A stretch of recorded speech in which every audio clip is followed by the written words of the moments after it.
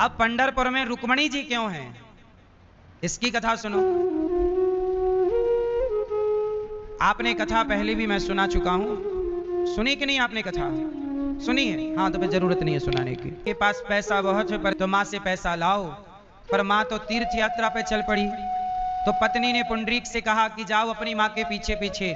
इसके काशी में उसके माँ बाप गंगा के किनारे सोए, रात्रि को खा पी के सो गए, अपने कीर्तन भजन बहुत बड़े, तो वो सोए।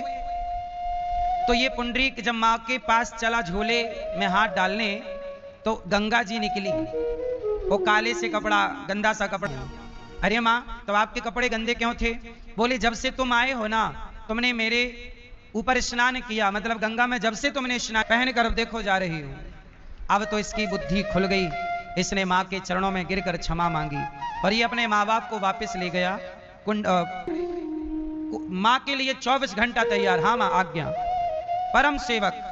तो एक दिन क्या हुआ कि भगवान सेवा की, तो कृष्ण रुक्मणी भगवान दर्शन देने के लिए जा रहे हैं सेवक को। सेवक को भगवान के लिए नहीं बढ़ना पड़ता, भगवान स्वयं सेवक को खोजते हैं। मेरा सेवक, मेरा भक्त कौन?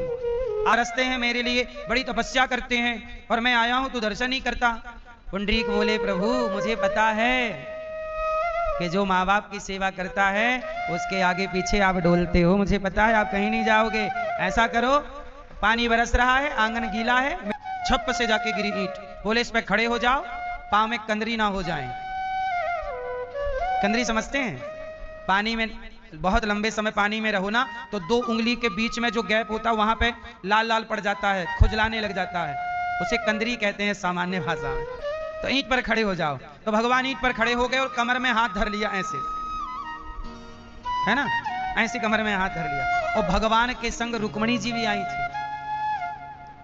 भगवान रुक्मणी जी बोली प्रभु आज तक तो हमने ये देखा आप जागे, जब जागे तो माँ बाप से कहा माँ प्रभु आए हैं, पहले आप दर्शन करो फिर मैं दर्शन करूंगा।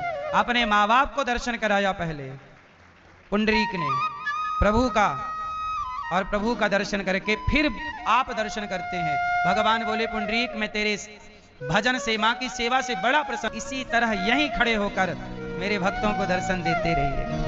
जो भी आपके भक्त आते जाएं, तो आप मेरे कहने से सबको दर्शन दीजिए, और पूरे कलयुग में आप 4,32,000 साल तक खड़े रहिए।